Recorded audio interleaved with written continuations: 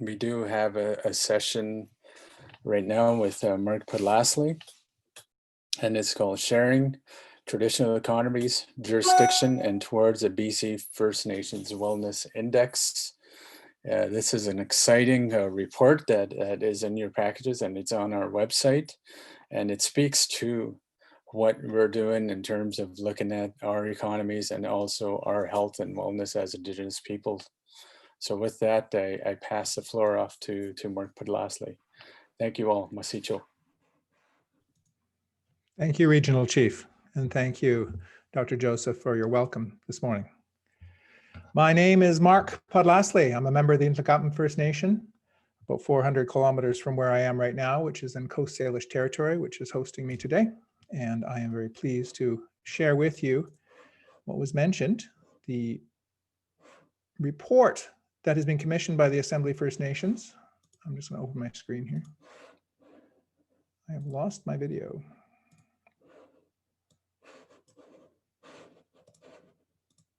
There we go. So I am very pleased to be here today. As you heard from the Regional Chief, we are in very trying times right now with the pandemic, which is sweeping not only our communities, but the world. And the economic conditions that are going right now when we are confined to our homes and our communities and our territories, there were questions that were being raised by the leadership of the BC Assembly of First Nations. And the question came up is, what is the role of First Nations in the coming economy, which will come after the pandemic is ended? And that's what I would like to share with you now, the report that was published yesterday, actually. And at the end of this, I will share a link to the paper itself, which will be going up on the screens in your chat boxes. Before I begin, I'd like to acknowledge that this report is a partnership with the Government of British Columbia, and in particular, the Joint Office on Indigenous Economic Development, which is maintained by the Ministries of Jobs, Economic Development, Competitiveness, and Indigenous Relations and Reconciliation. Those two ministries were invaluable in providing not only the assistance to produce this report, but the intellectual collaboration with a number of individuals across the ministries. So thank you to them. So as we start, I'd just like to point out again that the question that came up when this proposal was first put forward, and the question is there: what is the official role of First Nations to the BC economy? You heard from the Regional Chief that we value many aspects of our heritage, our lands, our cultures, our languages, clean water, regenerative fisheries and wildlife. And you'd think that that would be something that would be very much valued in this economy of British Columbia, one of the largest in the country. Well, we did a quick scan, and according to the official numbers, the answer is 0.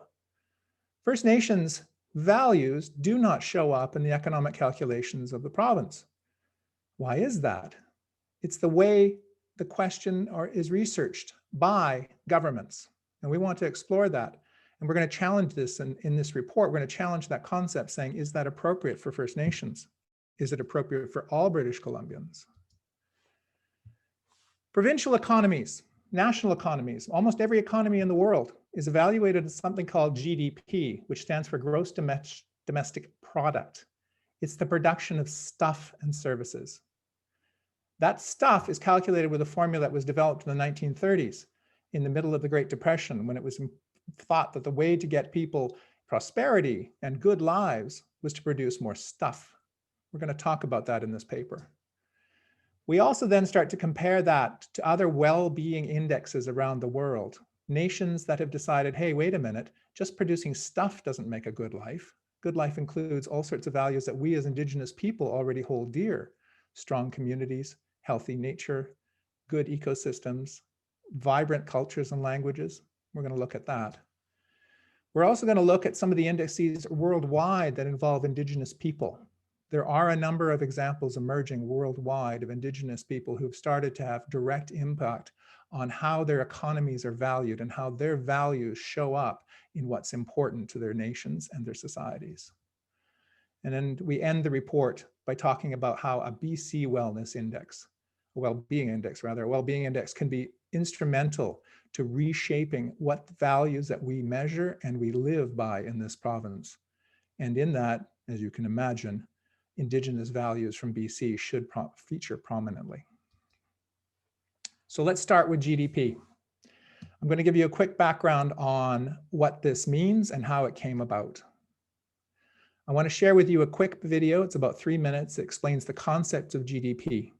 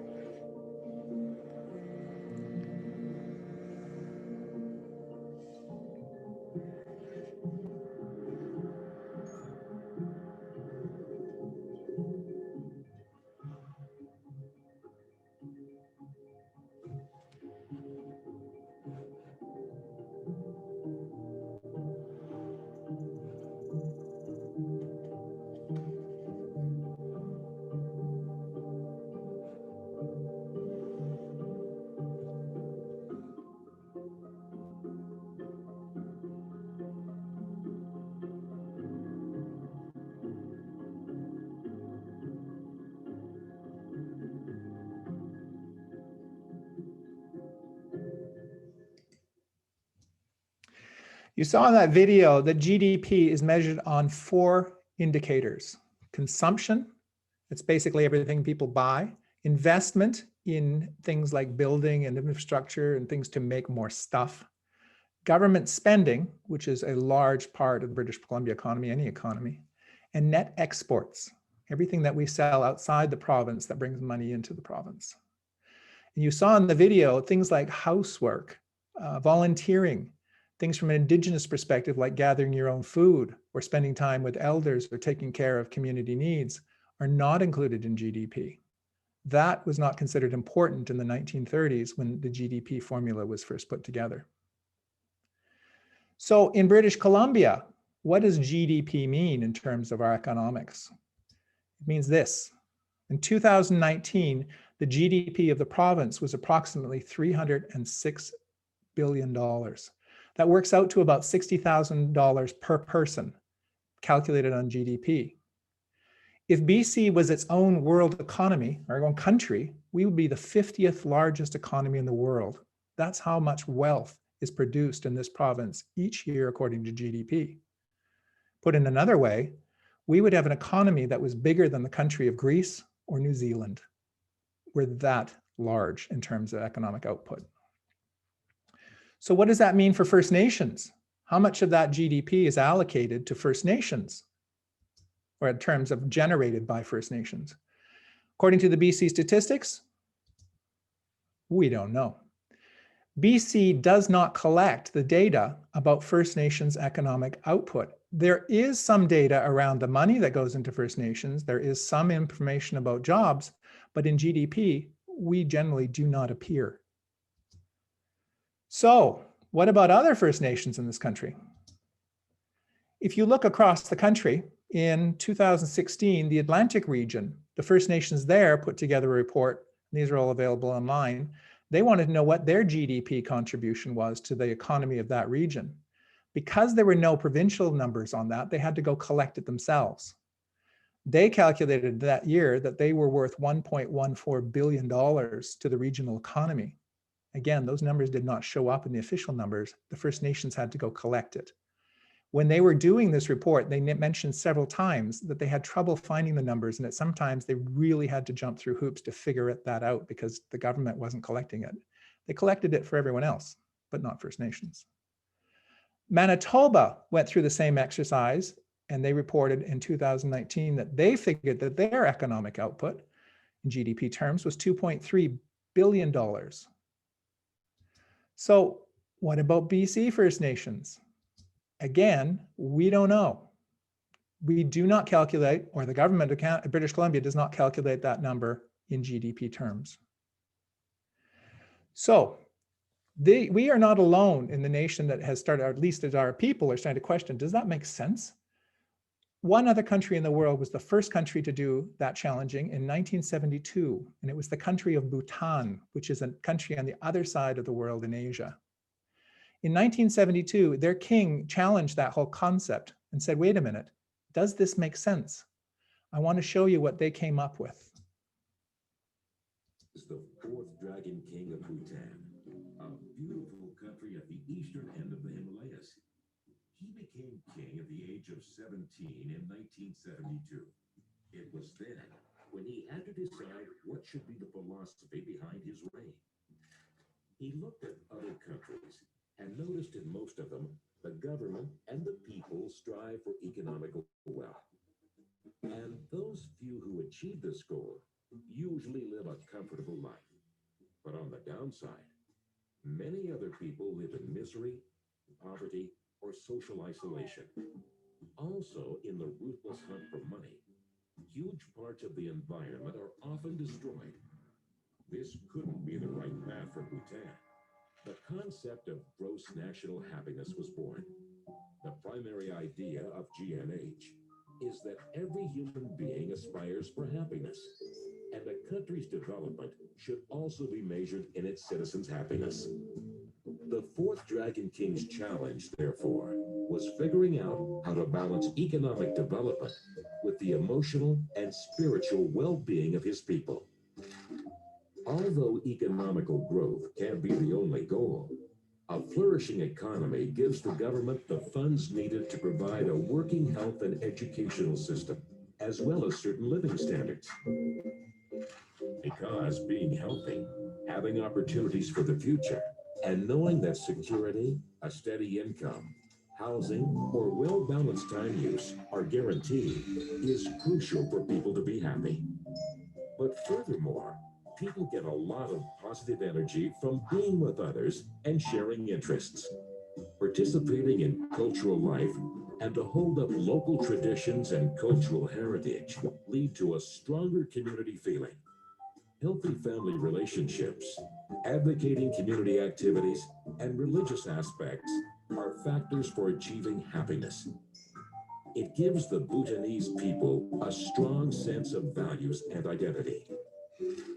The fourth Dragon King reigned 34 years, basing his decisions on all factors of gross national happiness, asking himself, what makes Bhutan's people happy?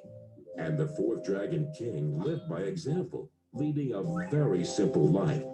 In fact, he believed so strongly in the concept of GNH, he even decided to hand over sovereignty to the people. In 2006, he retired as king at the age of 52 and changed the course of history. 2 years later, in 2008, Bhutan elected its first representative parliament. Since then, the idea of gross national happiness has taken quite some momentum outside of Bhutan, with other countries and people around the world thinking about adopting the GNH approach to strive for development with values and to make the world a happier place.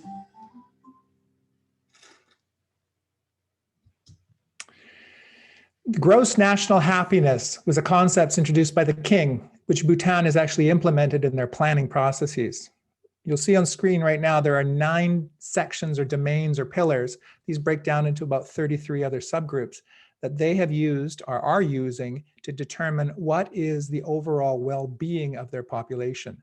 They do include GDP numbers in that, but they add these to them because they've come to the conclusion that GDP itself, those 4 items, don't make a happy population. You'll see on there at the bottom there, cultural diversity and resilience. One of the factors that they actually measure is cultural strength, knowledge, and how you be as a Bhutanese in the society. And that includes knowledge of language, knowledge of heritage, and knowledge of traditions. It was the first example worldwide that challenged the GDP concept. And I'm going to show you a timeline. They did that in the 1970s, 1972. It was the GDP that was developed in 1934. It took nearly 30 years for someone to challenge that, and that nation was the first one. But based on that example, nations around the world started to develop their own indices based initially on the concept of happiness as a value that should evaluate economies. On screen now, you'll see some of the measures that we went through and BCAFN went through to develop this report. The report has excerpts of all of these in them, including web links to all of them if anybody wants to take a look. Again, thanks to the BC government and the Joint Office on Indigenous Economic Development, because what they ended up doing was assisting us in collecting all this data. So of that list, we don't have time to go into all of them. I'm going to focus on one. The report has more, but the one I want to focus on right now is the one that is most similar to us in terms of economy, heritage, and Indigenous participation in the population, and that is New Zealand. For this report, we contacted a number of the Indigenous population, the Maori, and we contacted a number of government officials who gave us information about what they're trying to do to move their economy to include values, Indigenous values, community values, and values that go beyond just stuff, the production of stuff. New Zealand decided that they were going to get rid of the GDP and move on to something more. What they wanted to do was to put in exactly what we just saw in that video. What are the happiness and well-being indexes of their population? I want to show to you another short video, 3 minutes, of what they're doing. New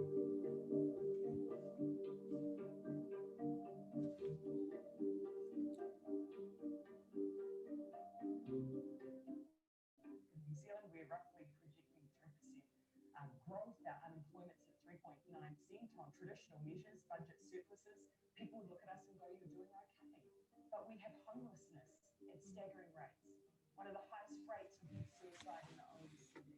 Our mental health and well-being is not what it should be. So our plan is through the well-being work that we're doing, a living standards framework, and our well-being budget, where if you're a minister, you want to spend money, you have to prove that you are going to improve intergenerational well-being. We are hoping to embed in actually what the public is asking us for to address the societal well-being of our nation, not just our economic well-being.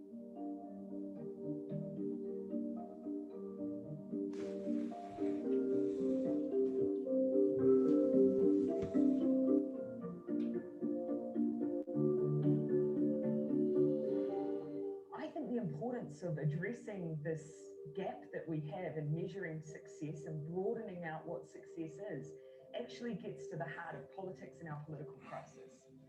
Now, if you are a person sitting at home and post the GFC, hear a politician stand up and say, well, according to what's happening to GDP, we are now in recovery phase, which many politicians did at various points in the cycle.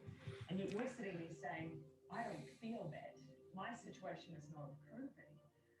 Then that means that you have a disconnect and you have that increase in that lack of trust in your institutions and your democracy. And I really think that we've got a number in our political environment now of issues that are becoming proxies for a distrust in institutions delivering for people. So what's one way that we can address that issue?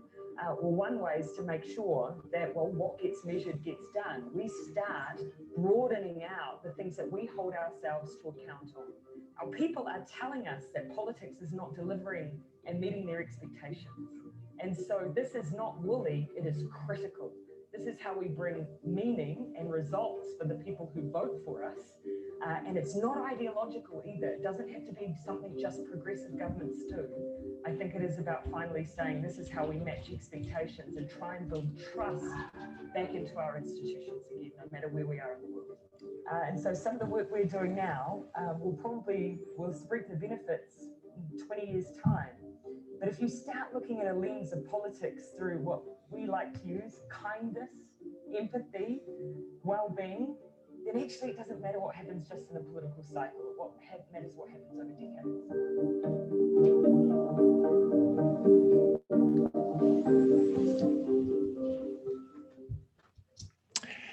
That was the Prime Minister of New Zealand, who was just recently re-elected with a massive majority. New Zealand has put together a living standards framework where they started to evaluate a number of aspects. I won't read all these. This is in the report. You can read about it when I put the link up at the end. But you'll see on there civic engagement, cultural identity, social connections, human capital, environmental capital. This is how they've decided that they're going to measure their economy, and they're going to make ministers across their system accountable for those questions to the people. What's interesting about what New Zealand has done when they've gone through this, is on the screen right now, is one of the web pages where they've decided that Indigenous people have to be part of that planning exercise. They have to be part of setting the standards to how they will measure what a good life is for all people. The Maori itself, it's they're partnering with Maori to reflect values and customs. The government is actively reaching out to Indigenous people to ensure that they see themselves in the economy of that nation. Also, there is a concerted effort to get Indigenous people involved in their post-COVID recovery. Again, this is online. It's referenced in the report. The Maori will have a very large say in how that economy is structured, measured, and shared with the entire population of that country. So from New Zealand, it'll be in the report, we went out and explored countries and indices around the world, from the United Nations to the World Economic Forum to those nations online, on screen right now. And in the report, you will see at Appendix B, actually, over 40 of those listed. And as I mentioned, on the right side of that page, when you go to it, you'll see the web references. You can click that or copy and paste it into a browser and go take a look. Also in the report, there is a report card on those examples of Indigenous involvement in the planning, execution, and sharing of their economies. This is just a clip of them, but New Zealand, Manitoba, Atlantic Canada, Ecuador, and Bolivia are also involved in exercises where Indigenous Quechua, am I saying that right? Values are included in their constitution, and how do those play out? There's others in there as well from the United States, and there are examples in Canada as well, which you can reference in the report. Which brings us to British Columbia again. Where do we want to see, as Indigenous people, the values and the interests that are starting to be raised, the community interests, which are remarkably similar to what we hold as Indigenous people, by nations around the world saying, enough, we want to see ourselves in the economy. We need to know that the values that we hold as Indigenous people, as citizens, are showing up in how we make our planning economy exercises. So the conclusions of this paper include a proposal that there be a new BC Wellbeing Index, a framework to start setting the questions on what will be measured, how will values, and what values should be seen in our economic planning. Indigenous values. These are the values that we hold dear, but now are starting to see other communities around the world, including in their economies, countries like New Zealand, which we just saw, but also Iceland, Finland, Scotland. I also mentioned Ecuador and Bolivia. Countries around the world are starting to put in place what's important to their people, and they are remarkably similar to Indigenous values. The other recommendation, the third one, is that there be a collaborative center or some sort of working together between First Nations and the BC government, First Nations and industry around how to frame the questions that go into developing an index. There has to be collaboration on this because we're all in this together, especially our environment, which features prominently in the report.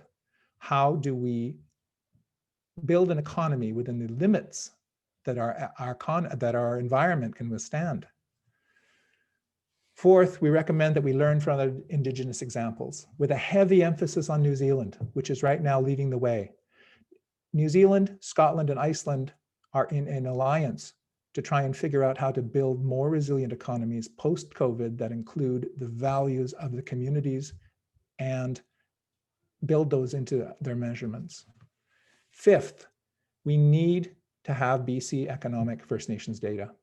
The GDP whole is massive. We know that as communities, looking at even the examples of Atlantic region and Manitoba, we are a fundamental part of this economy, not just in terms of the land base, which is unceded for the most part and upon which the values and wealth, the wealth of British Columbia is built, but we need to know how our current involvement in the economy impacts the entire province.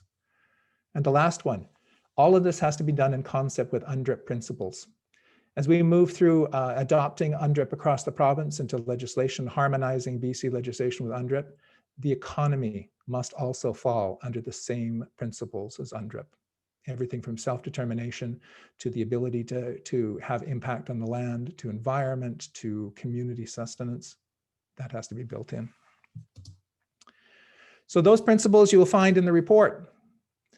I want to thank the organizers for putting this presentation possible forward. I also thank the BC government for the collaboration for this report. And I am available for questions. Let me share this off now. We do ask that questions go through the Q&A section so they can be read out.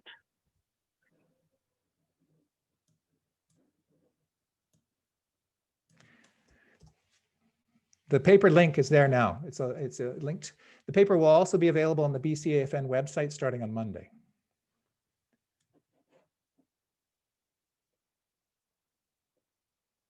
I'm pulling up the questions.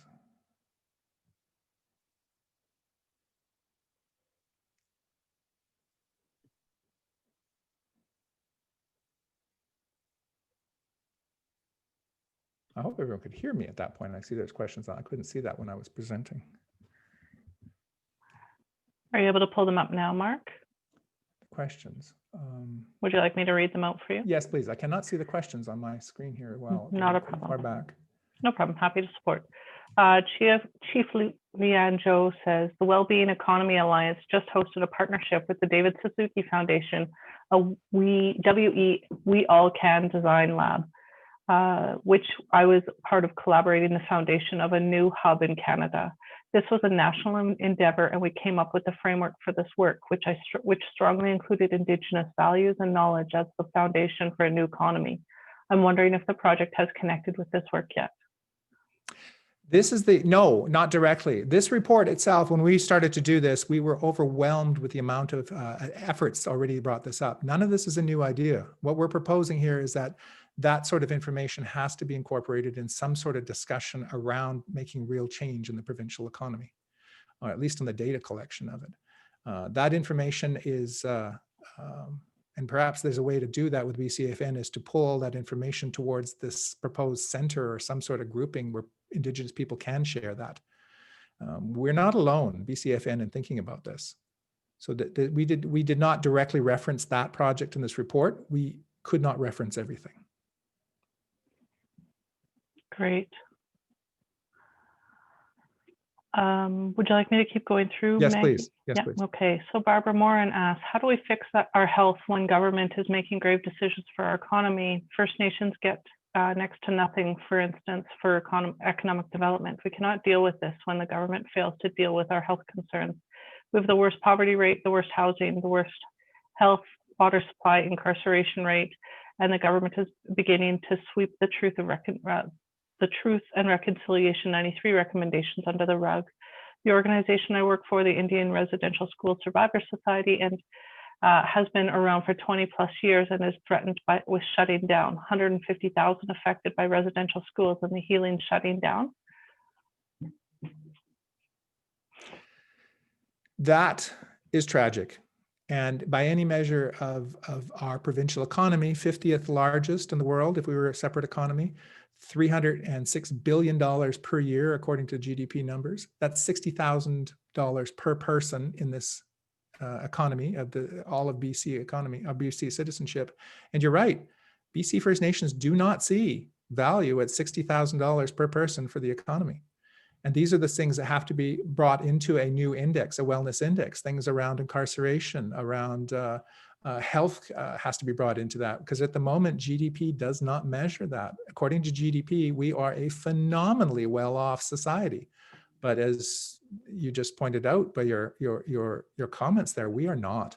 There are issues that have to be addressed. And this is something that must be brought to the table, hopefully in this shared center, where the things that we measure of the entire population of First Nations is brought to bear on economic policy going forward, so that the wealth of this province is directed to exactly those issues.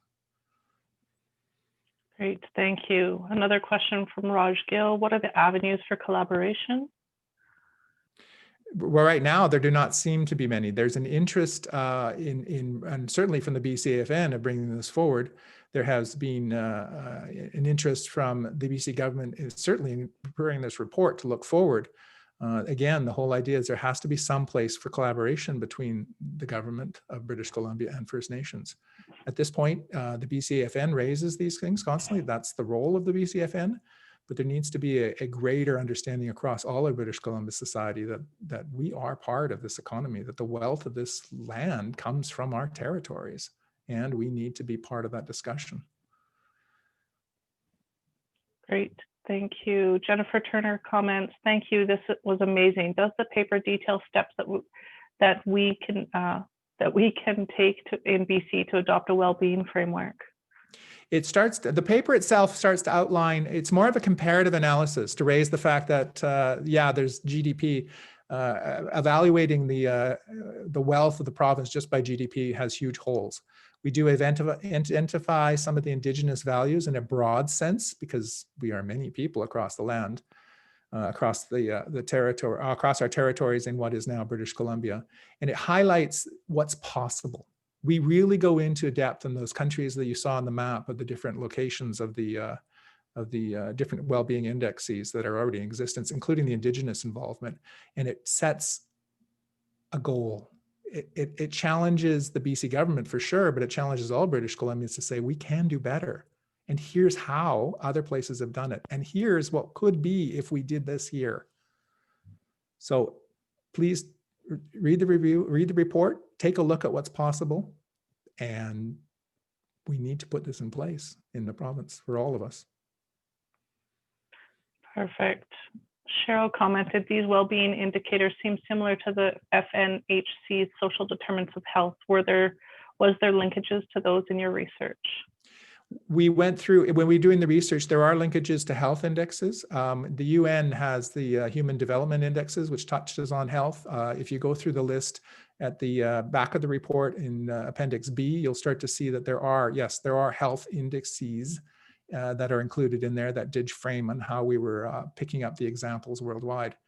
Again, there's over 40 examples we went through. We have the report is 72 pages. We do go into health. One thing that's really interesting on health is that there is on the Indigenous involvement in these indices is from Washington State, the Snohomish Tribal Health Authority. There is at the back, particularly, it's in the report, a checklist, or at least how they determine health indicators and how they have to be incorporated into their self-determination.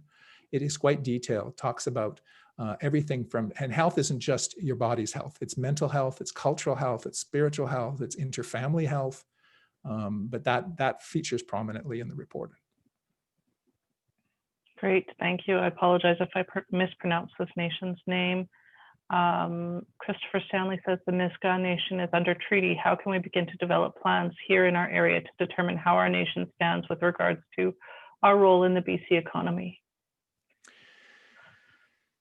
I think any Indigenous people within this province have a role in terms of reframing, if we're going to reframe how we measure the economy. If you look through the report, again, referencing New Zealand was astounding in what they've done.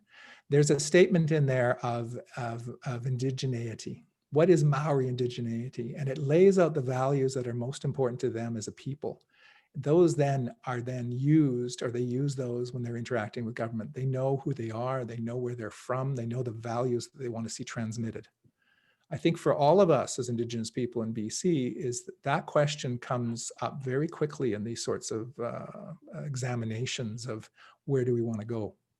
We have to know who we are, what's important to us, and we have to be able to communicate that in a way to a government or to our own people that says, this is where we want to go. And we have not only the inherent rights to that, we have the moral rights to that. This is our territory. Treated or not, this is still ours. Great, thank you.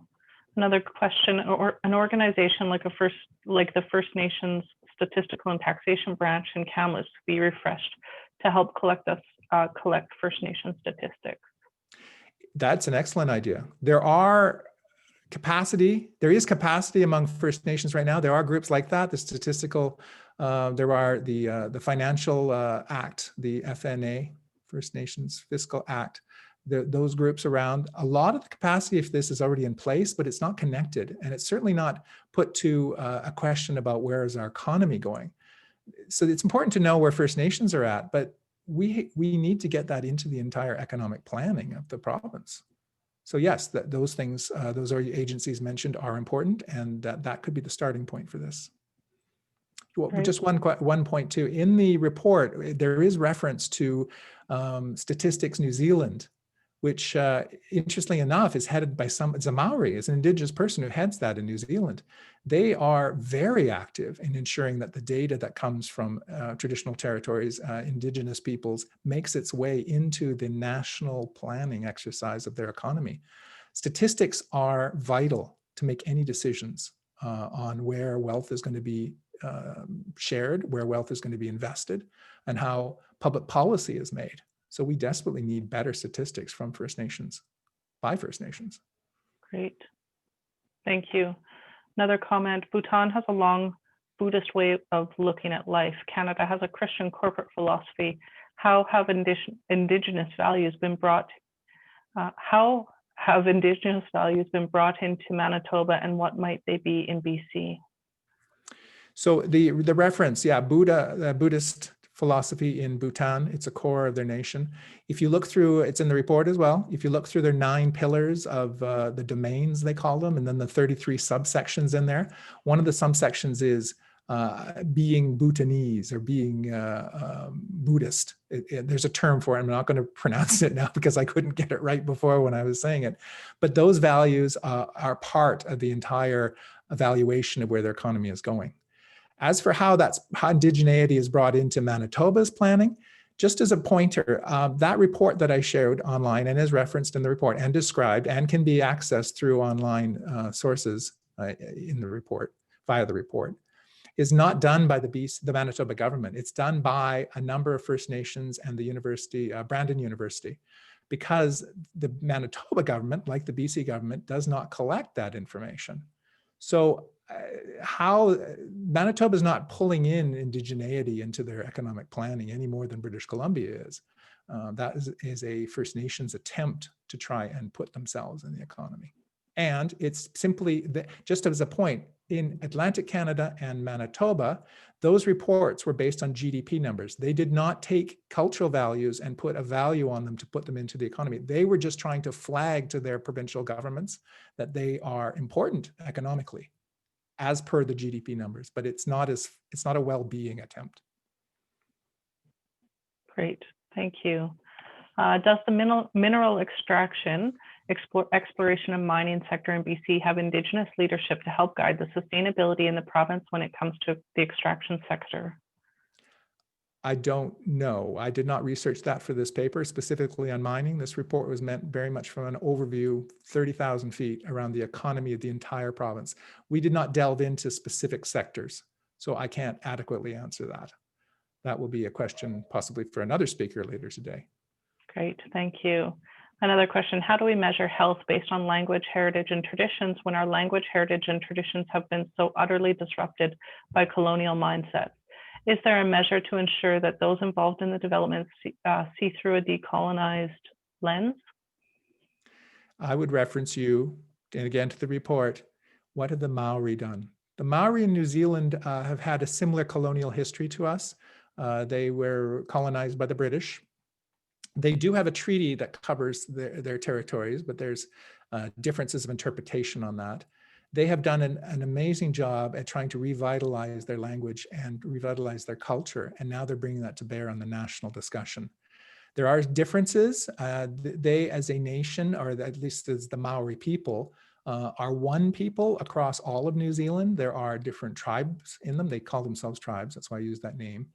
But what's interesting about that group is that they have used the resources and the levers they have through their structures to rebuild a lot of their language, their culture. There's a very strong focus now on families, on family strength.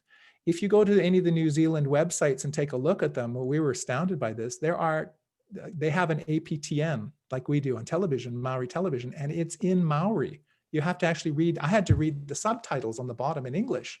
They use a lot of that, but they didn't start there. They started in similar situations where colonization had erased a lot of that or was attempting to. So there's an example there on how we need to, or we can look to rebuild the languages, the cultures that have been so disrupted. But we have here, excuse me, in New Zealand, when we were speaking to them, we have partners. They were fascinated that we were asking these questions, because to them, as much as we looked at them, or the AFN research team looked at them and thought, this is amazing, they looked at us and thought, you're amazing. You have resilience in British Columbia that they don't have in all their people. So there's a model there, and there's work to be done, I agree. And we are not alone in Indigenous people worldwide who want to do that with us. Great, thank you. Good. Another comment and question. Good work, Mark and team. How would this work be affected and approached given the lack of land rights and governance certainty? Boy, these are big questions. I'm waiting for the lawyers to come on after me and answer that one. I'm not going to avoid the question. I'm going to say that what we have here is a massive possibility of advancing our cultures and our people and our interests in a land that is extremely rich.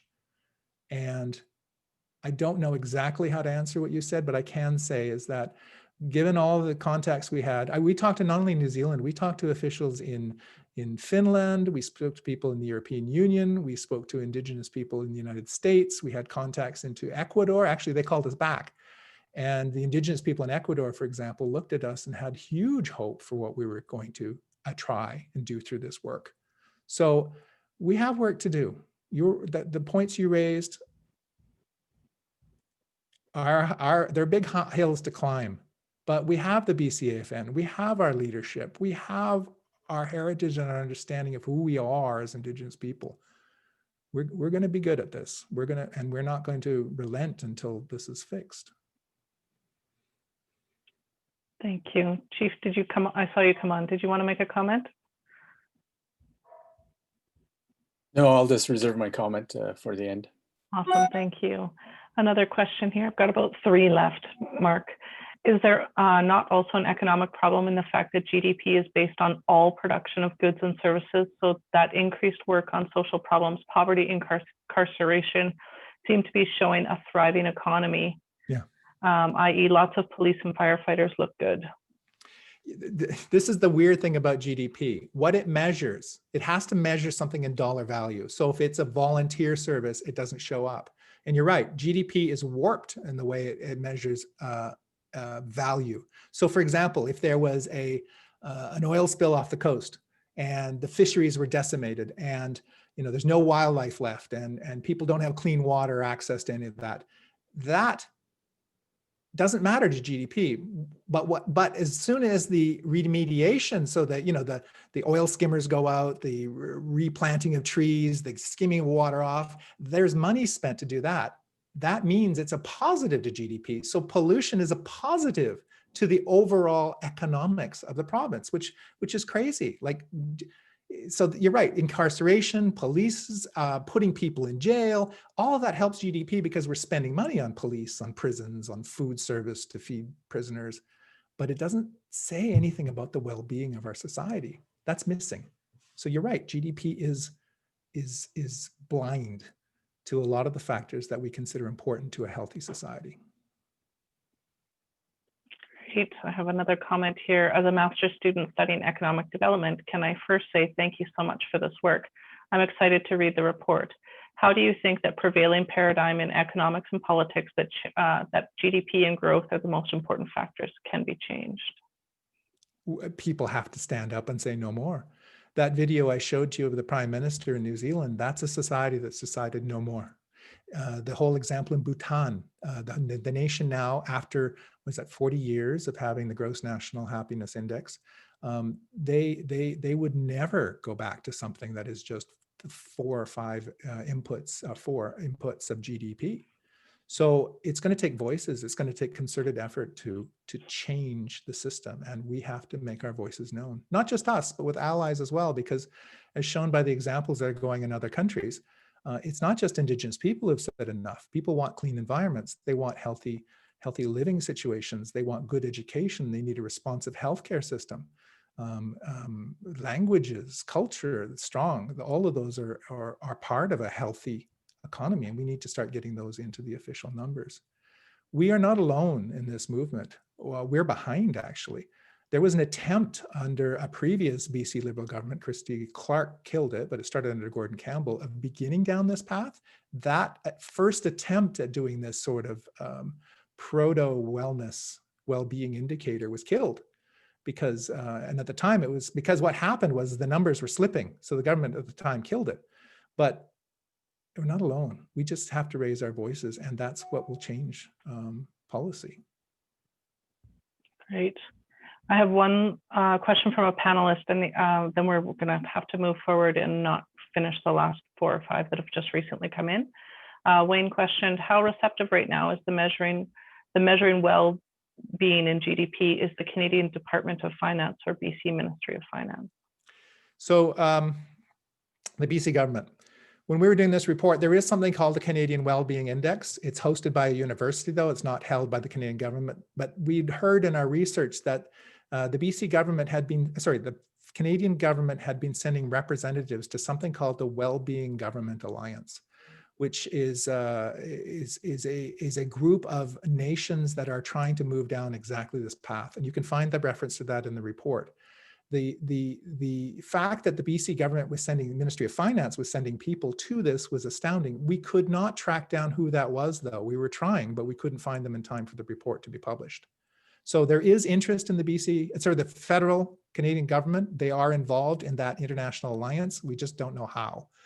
As for the BC government, they commissioned this report, or at least they provided the support to the BCAFN to do this research, and they provided staff to help us collect all the data that's going on the international examples I showed on screen. So I think for a government in Victoria, there's interest in this, primarily, I believe, because it is a better economy if it includes everyone.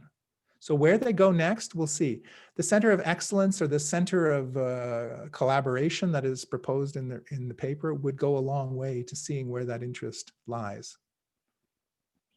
Great. We have some unanswered questions. We do have to move forward due to time. So Mark, I'll forward those questions to you via private chat, if that's okay, and we'll move forward with Chief TG. Yeah, thank you, Mark, for this very exciting. We opened a can of worms here. This report began in January 2019, where we were going to just look at GDP in British Columbia for our First Nations, but it's definitely morphed into something quite more than what we thought. And I want to thank you for that, and I want to thank the provincial government for the resource to do the report. Most notably, I think what is going to really change and perhaps help this look at gross domestic happiness is the fact that tomorrow is a 1-year anniversary of the implementation of Bill 41, the Declaration Rights of Indigenous Peoples Act, which will assist ourselves as Indigenous peoples to really assert our rights, title, and interest to our lands. And that's a really important piece to the economy, is that BC and Canada is a very extractive, natural resource driven economy. And we've been shut out because of racist policies, because of racism. There's definitely issues in terms of how government implements their ideas and governance over the lands. But I think that conversation is changing, and this is most definitely a part of that conversation. So lastly, I just want to thank you once again, Mark, for the good work that you've done here. It's well over a year and 8 months or what have you, and it's exciting. And I think as part of the Chiefs Committee on Economic Development and as a chair, I would see this as more of a national discussion. Bring this type of look at the economy